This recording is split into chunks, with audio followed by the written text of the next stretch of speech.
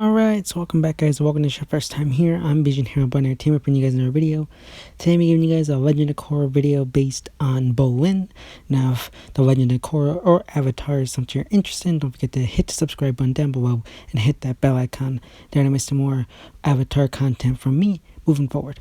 Now let's begin.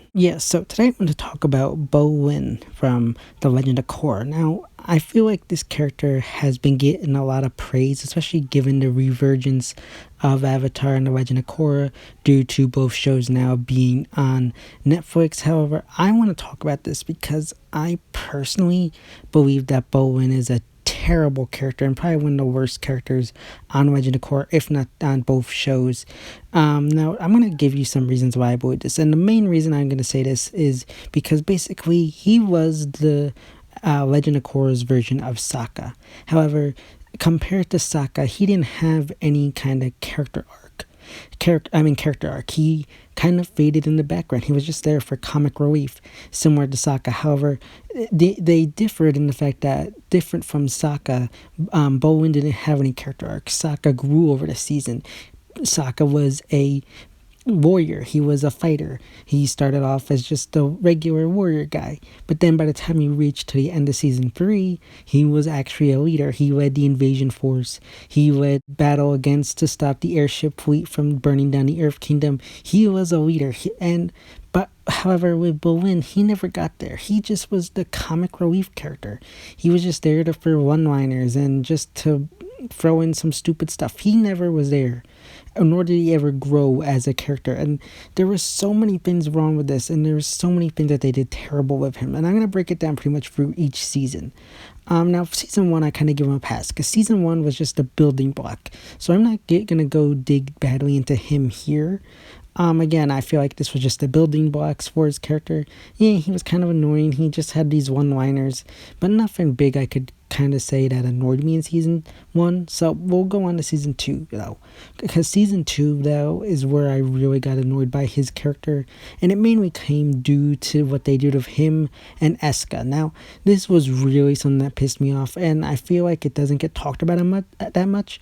But he was pretty much put into an abusive relationship. She forced him to be engaged to her, and then she chased after him when he ran away.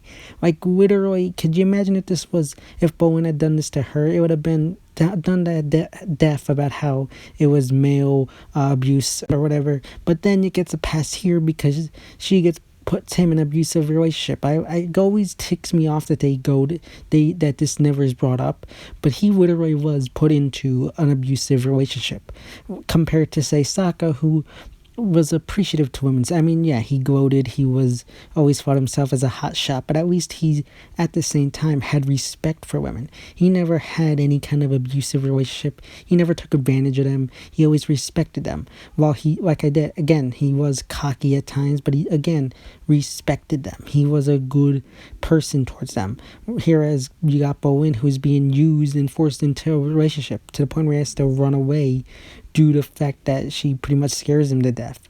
And then at the end of the season, like, you got the two of them fighting, and it's like, oh, he makes this joke about how he loves her, and it's just like, seriously, dude, you ran away from her, and then it's like a joke at the end how he loves her. It's like, come on. And then in the season 2, they also move into this whole mover thing with the 20th century movie type things that they do with the whole nut tuck things or whatever.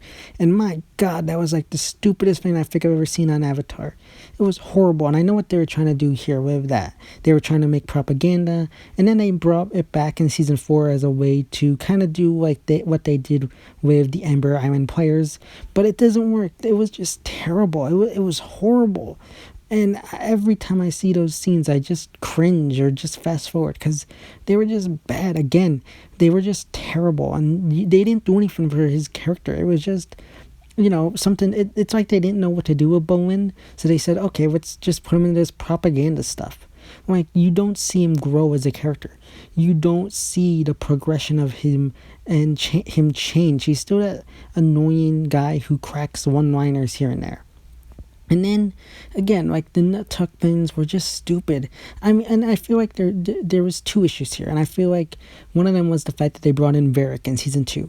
and they used him and Varrick as comic relief characters. Now, I think Varrick worked better as the comic relief character. I believed him better as a comic relief character. His exotic and over-the-top personality made it better, and he just fit more that comic relief character, whereas Bolin's comic relief role just felt forced. And I feel like they put these two characters together and wanted to do this whole dynamic duo, funny stuff, and it just didn't work in my opinion. It just felt like Bolin was forced into the comic relief role with Varrick, who should have just been the main comic relief character. But then you move into season 3, and season 3, I don't know. I like season 3. Season 3 is probably one of my favorite seasons of The Legend of Korra, if not of both seasons. I mean, it's definitely in the top 5 or top 4 of the entire series, but it was really good. But the annoying part is here again with Bolin is, again, and I feel like this happened with Mako as well, but I didn't really know what to do with him in season 4. And so he just, again, got pushed to the wayside. He was with his family. He was there here and there helping them find the airbenders. He helped defend them with the Red Lotus once in a while. But again, he was just like there for be a fighter. You don't see him grow. I mean, you had some moments here and there where he was, trying to learn metal bending, but it never went anywhere.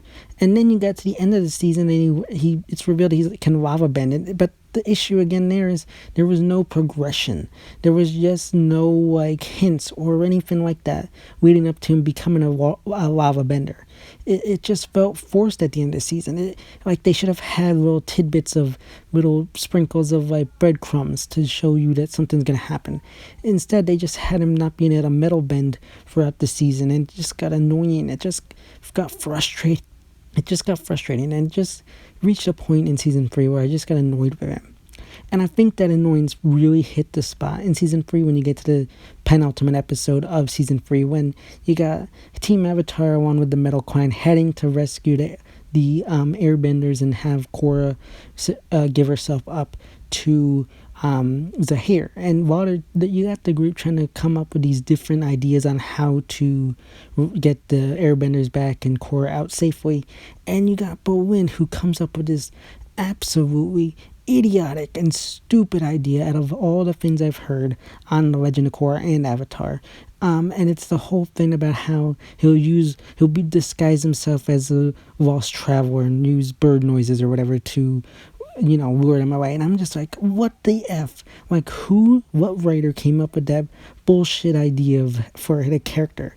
And again, he's the comic relief character. He's supposed to be the Sokka of this series. And could you imagine Sokka coming up with that kind of idea? And when I look at that part of this series in regards to The Legend of Korra, that battle with Korra handing herself over, in my opinion, is about the same spot where you would see the invasion of the Fire Nation. But did you see anything like that when Sokka was doing the invasion? I mean, the most you could get was him goofing up trying to explain the battle plan. But at least that made sense. It was a fear of public speaking. He was afraid of public speaking, so he goofed up. And I don't even know if I'd say it was comical, because I feel like it was relatable. And here it's just Bolin coming up with these bullshit, idiotic ideas. And it's like, seriously, you couldn't have given him this great moment where he comes up with this great idea. Instead, no, you give him this idiotic line, and it makes him look like an idiot. And it's just like, really? What the F were you thinking? And again, you get some good moments in those episodes where he's trying to rescue them and everything. And again, you got the lava bending, which again, in my opinion, comes out of nowhere. And then you move into season 4. And season 4, I don't know. It was an okay to mess season. And pretty much in season 4, you got him for the first half pretty much being a sheep. He was a blind follower to Kuvira. And it took him almost the entire season to finally, start thinking for himself. And then again, even then, he just became a regular fighter. He wasn't anything important. He should have had an overarching story similar to Sokka. Again, it's fine to make him the comic relief character. But at the same time, you gotta give him a character arc. You can't just, make him the Sokka of The Legend of Korra, but then just make him the funny guy. Sokka was more than just the funny guy. He grew as a character. You saw the progression over all 3 seasons, and you could see how much of a leader he had became. However, in regards to Legend of Korra, Bolin wasn't a leader. He was just an average fighter.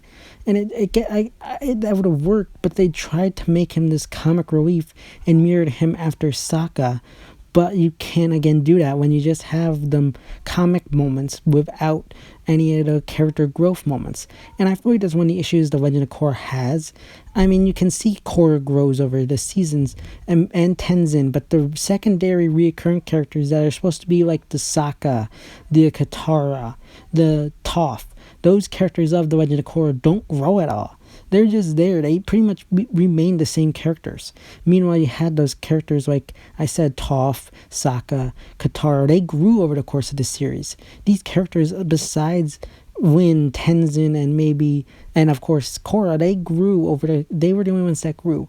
All the other characters from Team Avatar didn't grow, and they're the main characters. They should have been the characters to grow over the course of this series, but they didn't. And I feel like Bolin is a pure and good example of it, as they tried to mirror him as the new Sokka, but it utterly crashed and burned and failed in their faces. But overall, again, I just don't think he's a good character. But I'm very interested to know what do you think? Do you think Bolin was a bad character, or are you just fine with him being the comic relief character, or do you think he should have had an overarching story arc like Sokka? Let me know all that stuff in the comment section down below. And if you're stuck here this long, put Bolin in the comment section. And I'm also going to ask you this one question in regards to what kind of video you want to see from me next week in regards to the Legend of Korra. Would you want to see one based on Avatar: The Last Airbender, or one on the Legend of Korra? So let me know if you want to see an Avatar or a Korra video. Let me know all that good stuff in the comment section down below. So yeah, guys, that's my video regarding my thoughts on Bolin from the Legend of Korra. As always, if you like this video, don't forget to get a big thumbs up and share. Don't forget to hit the subscribe button down below and hit that bell icon there to miss more Avatar content from me moving forward. And you can go follow me on Instagram and Twitter, which is linked in the about section of my YouTube channel. As always, I'm Vision Hero Entertainment, and I'll see you next time.